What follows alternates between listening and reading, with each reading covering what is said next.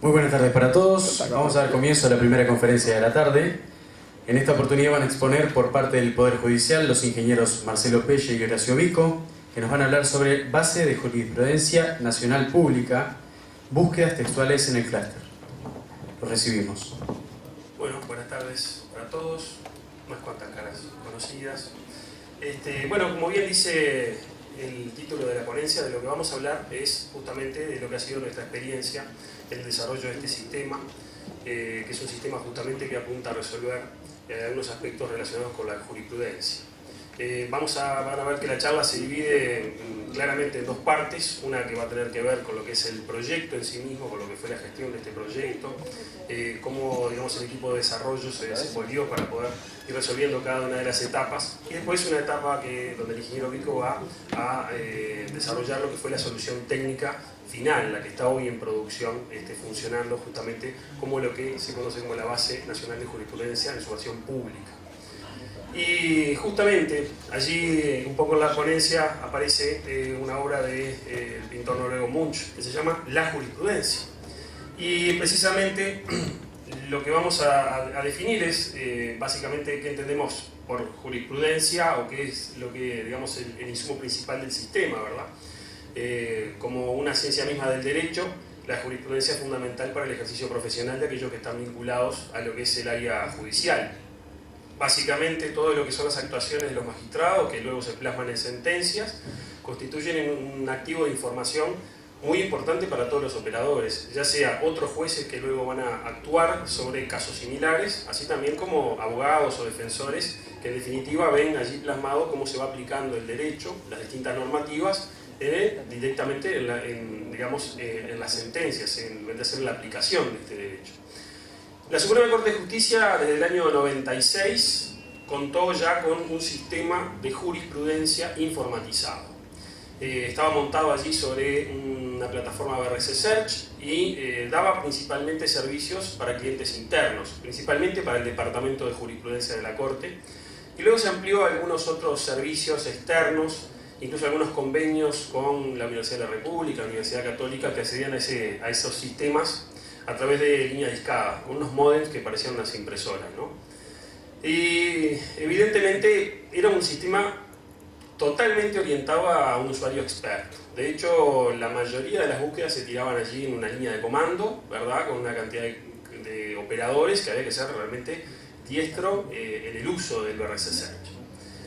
Evidentemente se presentaron necesidades nuevas, tratar de llegar a otros usuarios dentro del mismo Poder Judicial, llegar a todos los jueces. En esa etapa solamente la Corte tenía acceso a lo que era la base de jurisprudencia, y a su vez también otros actores también evidentemente podemos decir así, del ámbito judicial, que también demandaban el acceso a esta base de jurisprudencia.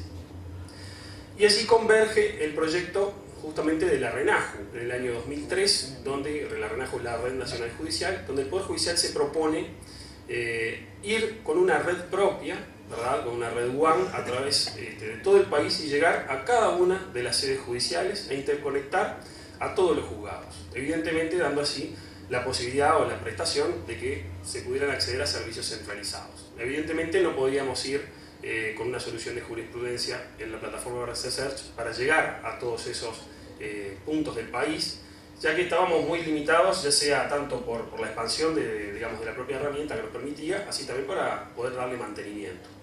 Entonces así se nos planteaba un proyecto de armar esta nueva base de jurisprudencia, y básicamente la fase 1 de este proyecto fue, bueno, vamos a agarrar la base de jurisprudencia que tenemos y vamos a migrarla a la tecnología en uso. Y allí ponemos un poco, entre comillas, la tecnología en uso, porque después vamos a ver qué problemas nos trajo eso. Pero básicamente era tratar de utilizar las herramientas de desarrollo que estábamos usando en ese momento e implementar una nueva base de jurisprudencia.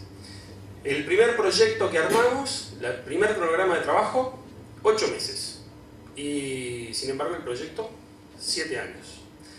Pero una cosa interesante es que no hubo ningún atraso, tanto en ese primer cronograma como en los que vinieron después, sino que en realidad lo que terminó pasando es que este proyecto empezó a retroalimentarse a sí mismo.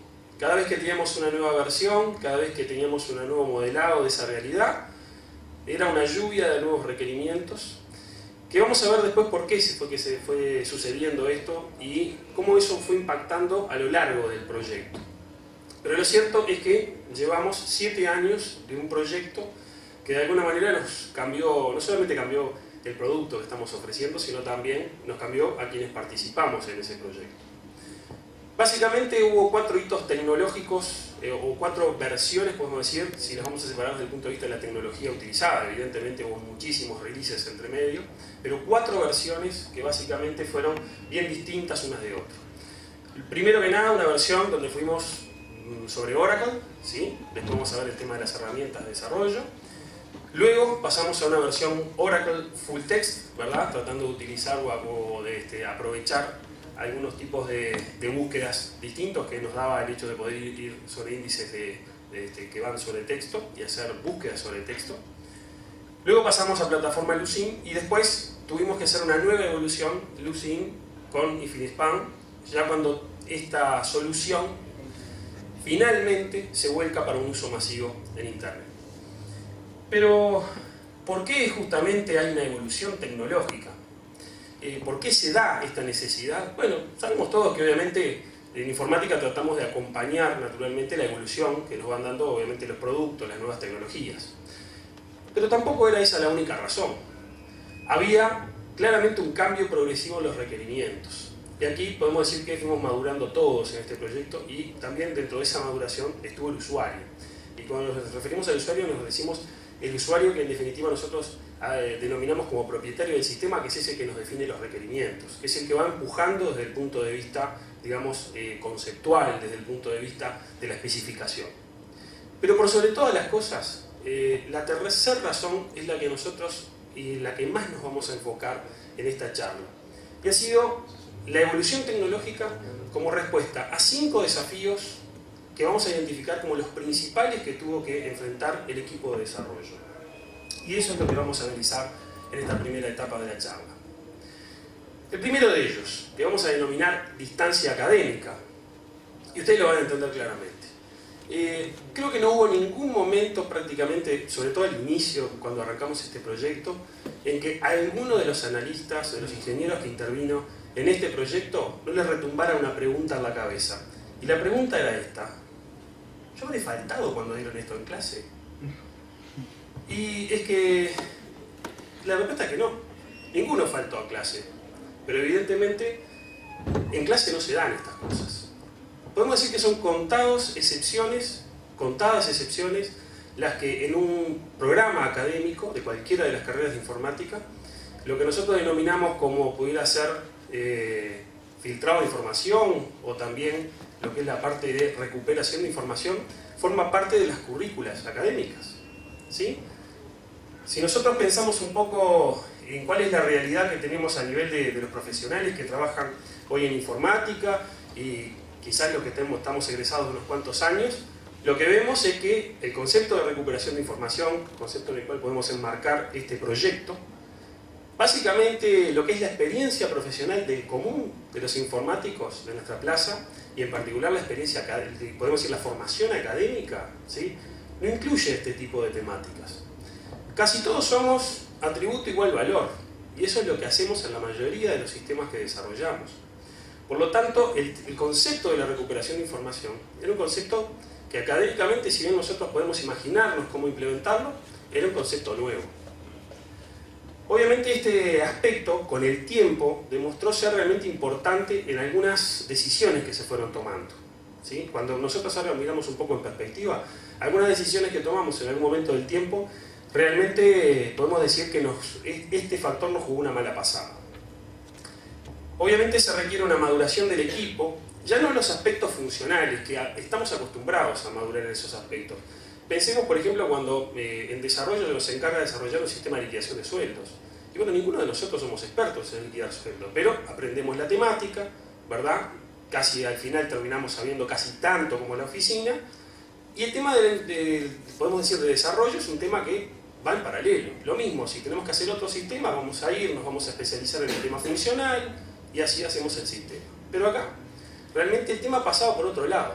además de lo funcional, desde el punto de vista informático, esto representaba un verdadero desafío. Porque no se trataba de los sistemas transaccionales, los habituales, los que estábamos siempre acostumbrados a desarrollar. Y por eso cada versión que nosotros vimos allí en esas 4 evoluciones grandes que tuvimos, lo que representan es eso, es el intento que tuvimos de madurar esa idea, de madurar justamente ese concepto. El segundo de los desafíos, el de las plataformas tecnológicas. Esto es interesante, cuando nosotros empezamos también a migrar de plataformas y fuimos viendo distintas soluciones, las plataformas mismas imponían algunas visiones de la realidad. Entonces hay veces que quedábamos también un poco rehenes de las decisiones que íbamos tomando antes. Entonces ya cuando madurábamos un poco el proceso y veíamos que de pronto había que reorientar un poco el diseño, ya estábamos parados en una plataforma que nos había impuesto alguna visión de la realidad. Obviamente nosotros teníamos que hacer un cambio a nivel de la forma de analizar el problema. Pero evidentemente las herramientas que nosotros a veces teníamos a mano, ¿sí?, no eran las más idóneas. Si yo voy a hacer un sistema de facturación, quizás los lenguajes, las plataformas disponibles para poder hacerlo, programarlo, no son las mejores o no son las adecuadas para poder hacer este tipo de sistemas para recuperar información. Por ejemplo, eso nos llevó al primer error que cometimos en el proyecto y que después obviamente nos trajo algunas consecuencias. Cuando nosotros decíamos hoy tecnologías en uso, en ese momento nosotros estábamos desarrollando GeneXus contra Oracle. Y bueno, lo primero que dijimos es, bueno, si tenemos que sustituir BRC Search, tomamos GeneXus, tomamos Oracle y empezamos a hacer la primera versión de la base de jurisprudencia. Bueno, lo que nos pasó es que cuando pusimos eso en producción y se empezó a probar, había muchas cosas que quedaban por afuera. Y cuando quisimos ver de corregirlas, de incorporarlas, la herramienta ya no estaba, digamos, no nos daba la posibilidad de mejorar el producto. Pero ya teníamos montada una versión donde ya habíamos hecho migraciones de datos, donde el usuario ya había empezado a trabajar. Entonces, estos desafíos que las propias plataformas tecnológicas nos imponían, de alguna manera, si bien fueron escalones que nos permitieron llegar al producto que tenemos hoy, también fueron dificultades que hubo que sortear. Si nosotros después pensamos a nivel de los requerimientos, nos pasó algo bien particular con este sistema. Cuanto más aumentábamos las prestaciones que dábamos a nivel del sistema, más nos aumentaban los requisitos. Era como que habíamos activado una especie de engranaje que no paraba más. Y esto, si bien es algo que puede pasar en muchos sistemas, en este caso resultó ser prácticamente una consecuencia directa del proceso por el cual pasamos tanto nosotros en desarrollo como los propios usuarios del sistema. Una de las cosas interesantes es que con las nuevas versiones del sistema llegábamos a más usuarios dentro de la organización. Y esos usuarios empezaban evidentemente a presentar o a plantearnos otras visiones de la realidad, otras necesidades. Y allí evidentemente empezaron las avalanchas de requerimientos. Por otro lado, también podemos decir que salimos del usuario experto, de aquel usuario que utilizaba la plataforma BRC Search hasta por línea de comando, a usuarios que no eran, digamos, expertos ni en jurisprudencia y mucho menos en el uso de sistemas. Y entonces allí evidentemente se presentó toda una nueva problemática, que era tratar justamente de mejorar incluso los aspectos de usabilidad del producto. Un producto especificado en sus requerimientos por usuarios que venían de tirar comandos complejos en una interfaz, a llegar a usuarios que tenían, evidentemente, y querían poner la palabra y darle buscar.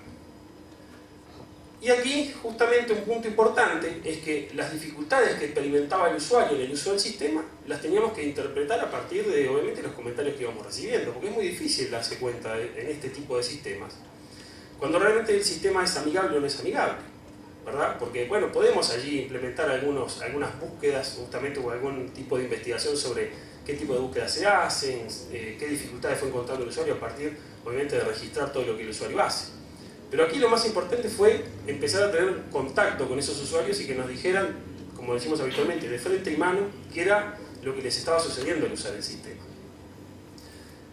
Aquí también algo que es importante ver es que el usuario también pasó en la evolución del sistema de ser un tanto, podemos decir, precavido a la hora de pedir, ¿sí?, a ser directamente demandante, ¿sí? Y esto es algo que nos pasa habitualmente. Cuando el usuario empezamos una relación con desarrollo y el usuario nos empieza a plantear posibilidades, hasta que después se acostumbra básicamente a que el equipo va tratando de resolver, y después muchas cosas vienen planteadas en función de necesito tal cosa. Entonces ya el proyecto, más que de empezar a buscar alternativas o buscar cosas para mejorar, muchas veces los requerimientos empezaron a ser realmente requerimientos que eran de cumplir o cumplir. Evidentemente tuvimos que mejorar prestaciones del lado de la carga de la información para tener muy buena calidad a nivel de los datos. A su vez también se empezó a hacer más control sobre qué información se cargaba, cuánta información se cargaba. Y después del otro lado también, ¿verdad? A la hora de consultar, cómo se consultaba, diferentes tipos de interfaces, ¿verdad? Todo un crecimiento a nivel de la complejidad de los requisitos del sistema. Y aquí vamos a plantear un cuarto aspecto que lo quisimos poner bien gráfico, porque esa fue la pregunta o el comentario que un día nos hizo un ministro del Tribunal de Apelaciones. Nos dijo, pero muchachos, esto es muy simple, yo no entiendo por qué se complica, lo que quiero es un Google. Claro, para nosotros los informáticos que nos hagan esa pregunta, o ese comentario, o esa observación, nos da un poco de gracia, ¿verdad? Porque todo lo que hay atrás, ¿verdad? De una interfaz tan sencilla, una página tan lavadita, ¿verdad? Gratis, que está siempre accesible, y claro, el usuario no tiene por qué saber qué es lo que hay atrás. Y eso, de alguna manera, nos demuestra que hoy por hoy, ser informáticos, estamos viviendo tiempos difíciles en cierto sentido, porque si bien hay muchas más opciones desde el punto de vista tecnológico, tenemos mayor disponibilidad de capacitación, hoy uno tira una consulta en internet de cualquier foro y la pregunta aparece, hay código de lo que uno quiera, pero también los requisitos, las expectativas de los usuarios, podemos decir que han llegado a límites infinitos. Porque ¿cómo le hacemos entender a alguien que utiliza, por ejemplo, Gmail con las prestaciones que nos da toda la plataforma, o Google Docs, o cualquiera de esas plataformas, que tal o cual cosa no la podemos hacer? O que tal otra cosa vamos a estar no sé cuántos meses para poder tenerla en producción. Ellos utilizan todas esas prestaciones gratis, sin pagar nada, y es una plataforma que cada vez le da más prestaciones incluso de las que pudieran necesitar. Entonces hay veces que cuando nosotros tenemos que hacer entender este punto dentro de nuestras empresas o organizaciones, nos cuesta hacer un trabajo realmente muy fino. Y por eso allí una de las cosas que veíamos es que nosotros tuvimos que trabajar mucho a partir de este punto, porque ya el usuario había generado un nivel de expectativas donde evidentemente la simplicidad aparente de lo que pedía no se correspondía con lo que representaba el pedido a nivel de lo que teníamos que hacer desde el punto de vista técnico. Y sin duda, hacer esta búsqueda Google, podemos decir, o que podemos decir de solamente tener una casillita allí para poder ingresar una consulta y que allí saliera lo que el usuario realmente buscaba, fue realmente complejo. Y es que precisamente el foco del problema para nosotros cambió en ese momento. Pasó de ser el foco que siempre tuvo el proyecto hasta ese momento y todas las versiones, era de tratar de mejorar el motor de búsqueda, hacer que las búsquedas fueran cada vez más eficientes, a focalizarnos en la consulta. Focalizarnos en el hecho de que ahora el sistema tenía que tratar de ser mucho más hábil para interpretar lo que el usuario quería buscar, sin que el usuario tampoco especificara mucha cosa en su consulta. Entonces, ¿ven cómo hay un cambio en el foco? Donde nosotros en definitiva tuvimos que empezar a entender que ese aspecto era incluso más importante o tanto más importante que el motor fuera eficiente y rápido a la hora de buscar. Y allí obviamente se gastó bastante tiempo y se invirtió bastante tiempo en hacer que tuviéramos una interfase sencilla, pero que el sistema tuviera cierta inteligencia para poder intuir, y estamos usando esa palabra, intuir cuál era la necesidad de información del usuario. Y el quinto y último desafío, de estos que queremos analizar, también está interesante porque es la frase que básicamente coronó nuestro trabajo, ¿no? En determinado momento teníamos esta versión funcionando eficientemente, con alcance a todo el Poder Judicial, acceso de todas, incluso las, podemos decir, teníamos acceso a todos los centros que queríamos llegar en su momento, teníamos funcionalmente el alcance que queríamos, nos habíamos propuesto desde un comienzo y muchas más cosas que le fuimos agregando, un producto que realmente para nosotros había llegado a una etapa de, bueno, ya está, lo entregamos con moña. Y un día vino justamente, ni más ni menos que esa declaración. Quedó muy lindo el sistema, está muy bien, bueno, ya está, ahora lo pueden publicar en internet y además lo vamos a hacer gratis y que pueda acceder todo el mundo. Para nosotros una grata sorpresa desde el punto de vista de que evidentemente el sistema iba a empezar también a cumplir un objetivo importante, que era darle acceso a toda la ciudadanía, a todos los operadores judiciales, profesionales del derecho, a la base de jurisprudencia. Pero en la interna sabíamos que esto no era simplemente, bueno, ahora lo que está en la interna lo dejo publicado para afuera. Y aquí hubo que hacer un trabajo interesante porque Horacio ahora se va a extender sobre la solución técnica que evidentemente estuvo detrás. Pero básicamente aquí se nos planteó un reto tecnológico, un claro reto tecnológico. Y evidentemente teníamos que preparar una infraestructura y un sistema para una demanda que era indeterminada. E incluso algo bastante interesante es que, si bien con el tiempo después el crecimiento que estamos teniendo en las consultas es, podemos decir que bastante paulatino y no se da una demanda explosiva, lo que sí es cierto es que íbamos a salir de tener el sistema funcionando solamente en la interna, con un público bien concreto, bien específico, donde nosotros sabíamos cuáles eran las necesidades concretas, a salir al mundo. Y este hecho no era un hecho que fue sencillo de explicar en la interna, porque bueno, es el mismo sistema, hay que sacarlo a internet. Y evidentemente había que preparar muchas cosas de por medio. Entonces tuvimos que hacer un trabajo en la interna, primero de convencer que necesitábamos trabajar ese sistema, de que no podíamos ponerlo en producción en internet tal como estaba en la interna. Por otro lado, nosotros también diseñar una solución, y ahí dice, entre comillas, responsable, porque bueno, una opción hubiera sido, bueno, está bien, como no tengo clara la demanda, voy a poner este mismo sistema en una monstruosidad de servidor, y bueno, y ahí aguanto. Y entonces pudiéramos caer, obviamente, en dos posibles riesgos concretos. Una es, claro está, el riesgo de desaprovechar infraestructura, que nos quedara muy holgado y entonces hemos hecho una inversión tremenda en infraestructura y no la aprovechamos. Y la otra es que realmente lo pusiéramos y nos quedara chico inmediatamente y que encima con la consecuencia de que tuviéramos podemos decir, una denegación de servicio sobre algo sobre lo cual había expectativa. Así que lo que queríamos llegar era una solución escalable, que nos pudiera con el tiempo ir evaluando el uso y si se necesitan recursos agregarlos teniendo el menor impacto posible. Y al mismo tiempo lo que no queríamos era rediseñar nuevamente el sistema. Así que hicimos un cambio bastante importante desde el punto de vista tecnológico. Ahora Horacio lo va a explicar claramente. Pero en todo esto que venimos conversando, una cosa que a mí me interesa sobre todo transmitirles como quizás el punto que a nosotros nos dejó una enseñanza muy clara. Creo que se puede resumir un poco con la siguiente imagen. ¿Saben lo que es eso? Quizás muchos de ustedes tengan una en su casa. Es una máquina de pan. O paneterías le llaman algunos. Con mi esposa Gabriela, cuando nos compramos esta máquina hace unos cuantos años, además de ser responsable de algunos de los kilos que llevo de más, esta máquina nos enseñó algo muy interesante.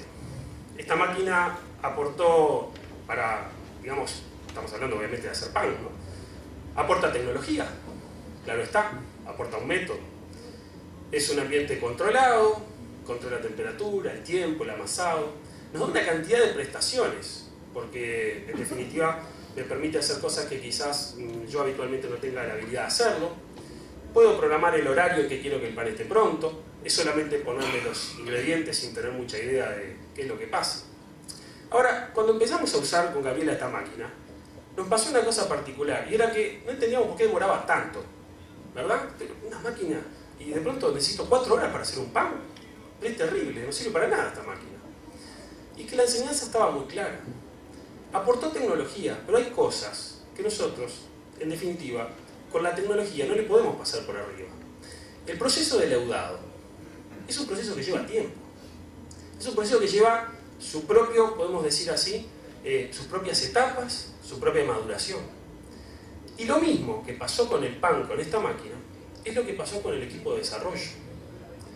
Le aportamos tecnología, le aportamos conocimiento, le aportamos una cantidad de cosas, pero la maduración que tuvo que tener la idea, el concepto, el aprender realmente a interiorizarnos en lo que era la temática, eso llevó tiempo.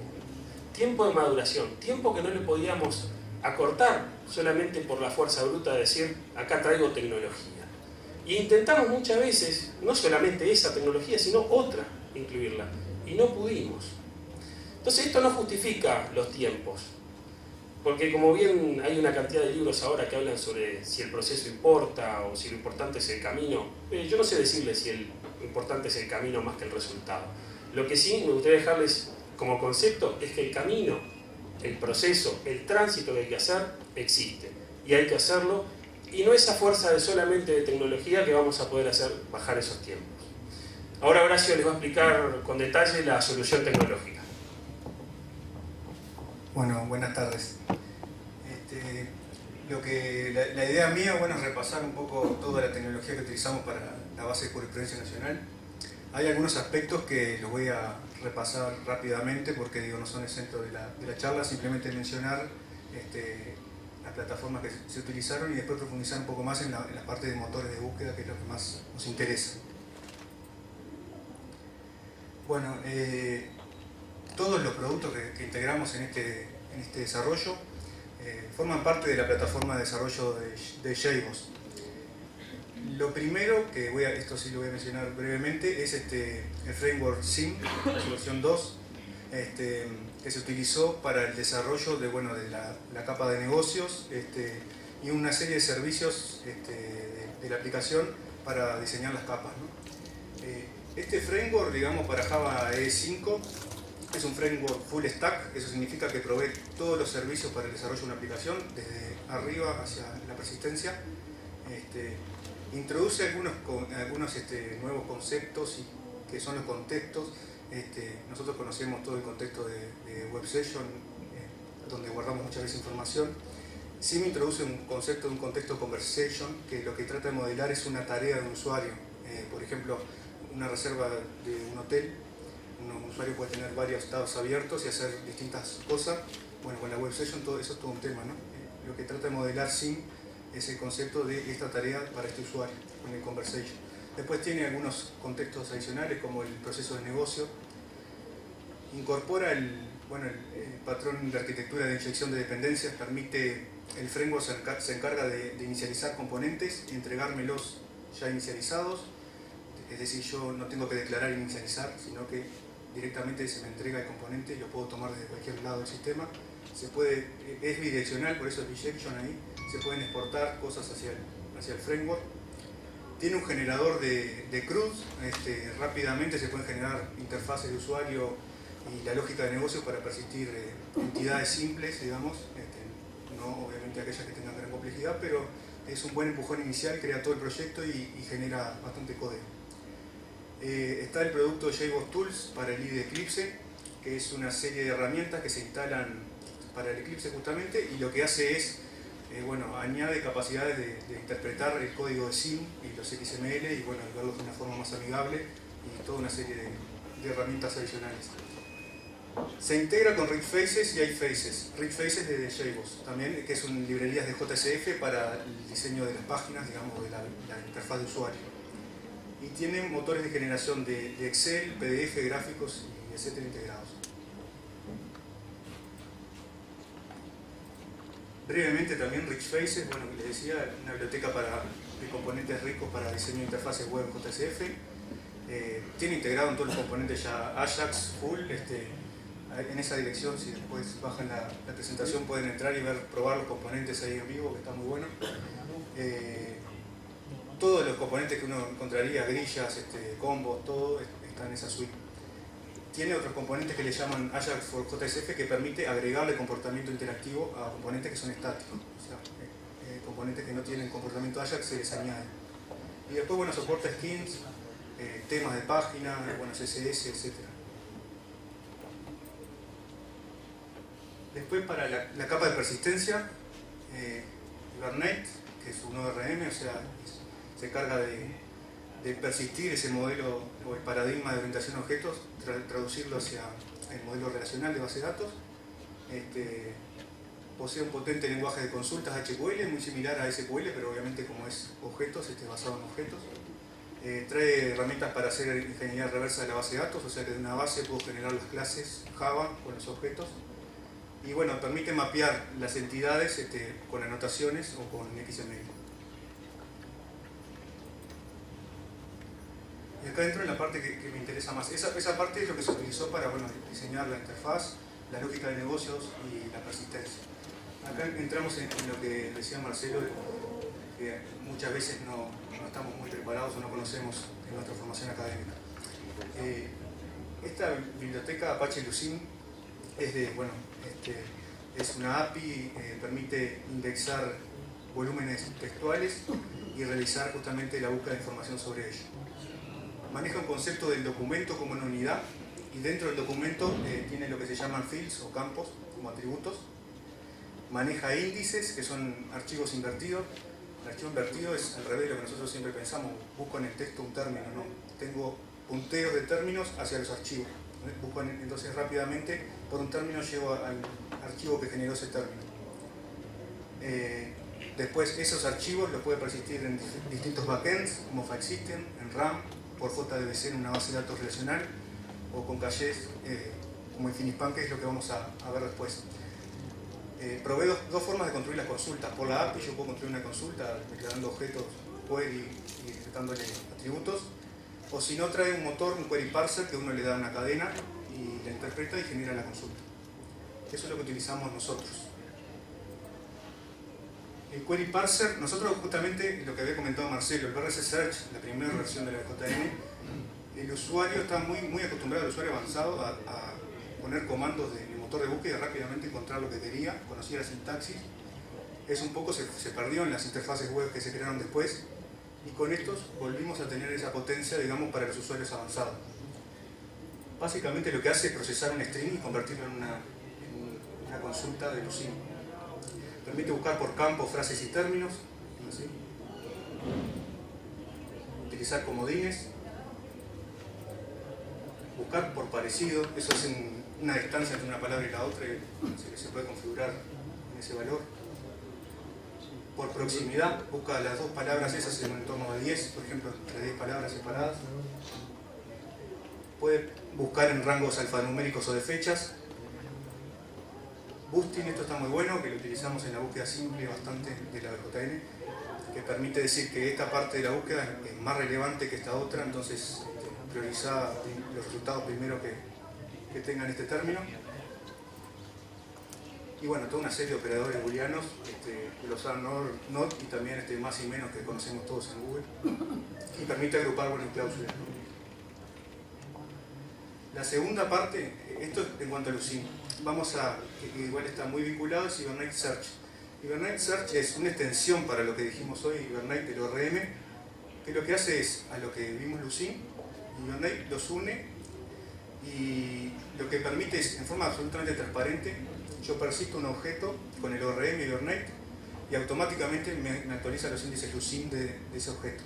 Obviamente, como dijimos hoy, había un documento en Lucene. Lo que hace esto internamente es traducir un objeto a un documento. Aporta una serie de anotaciones para las entidades Java y una de las cosas más interesantes que tiene es eso que dice ahí, búsqueda en profundidad. O sea, sobre el modelo de entidades yo puedo buscar en profundidad sobre todas las relaciones. Por ejemplo, del libro quiero el autor y dentro de eso buscar Cervantes. Y del mismo libro, un atributo directo de esa clase, la fecha de publicación. Eso le da mucha potencia y permite automáticamente modelar todo el modelo de clases.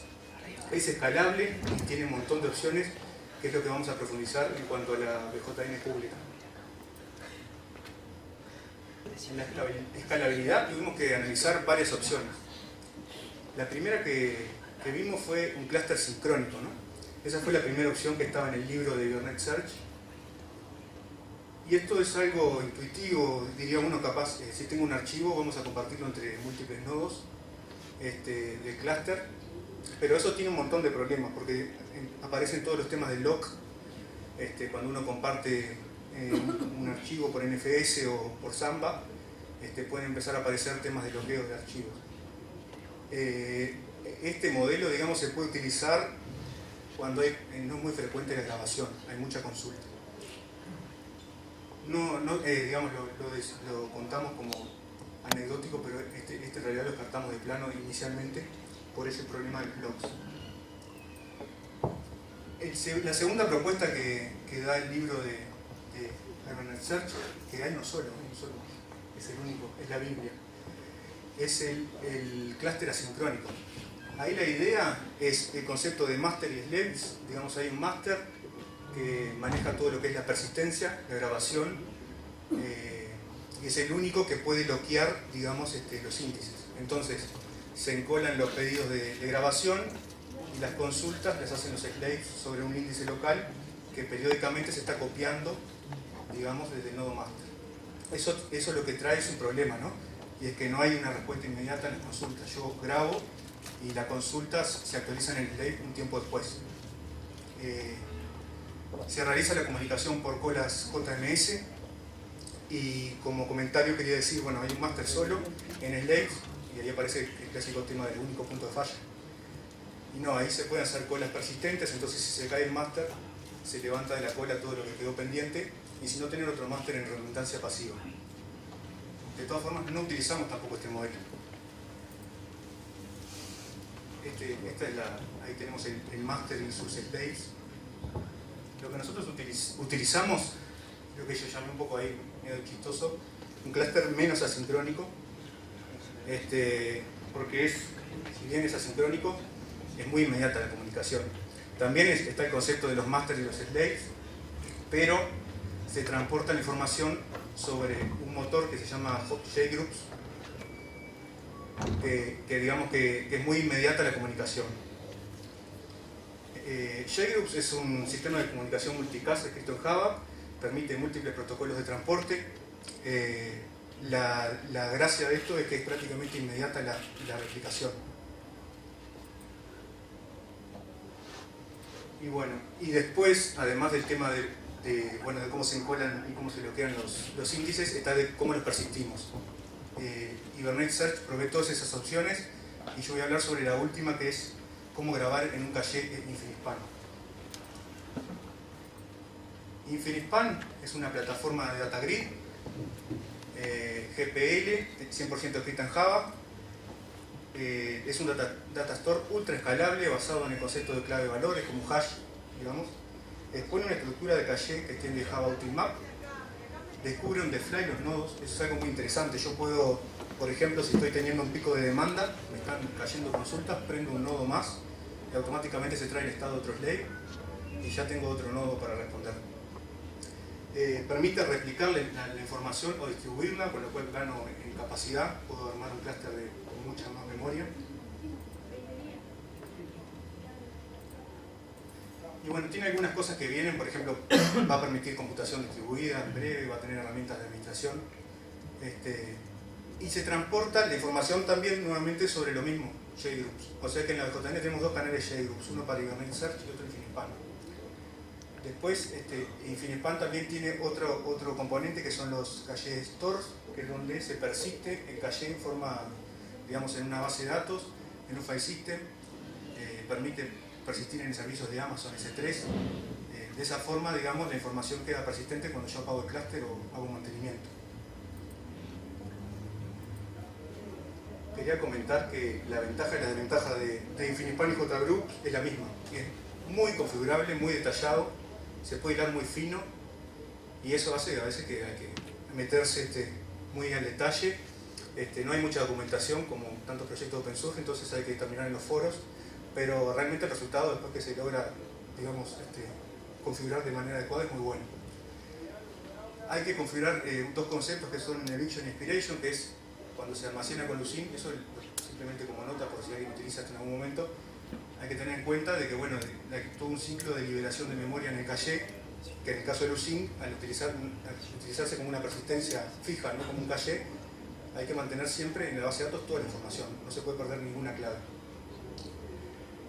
En la BJN en particular queremos comentar que se aprovechó Infinespam para compartir información, que con esto lo que logramos además es no configurar los JBoss Server como clúster, son 100% independientes, no hay replicación de la sesión, eso significa que cada JBoss no sabe que existe otro JBoss. La BJN interna es el master de Ibernet Search y carga los índices de Infinespam de JDBC cuando inicia, y los otros nodos simplemente trabajan por RAM y replican. Bueno, y finalmente, para balancear entre todos esos nodos, lo que utilizamos es este balanceador de carga, el HAProxy, que básicamente lo que hace es tomar un request y en base a chequeos se fija si está vivo el nodo, digamos, que puede chequear HTTP, MySQL, etc. Y bueno, con eso va balanceando carga o eliminando nodos que se caen, digamos. En la BJN hacemos un HTTP check contra una página que hace una consulta trivial en la base de datos. De esa forma, si se llega a caer la base de datos o un servidor de aplicaciones, lo detectamos y automáticamente se balancea para otro nodo.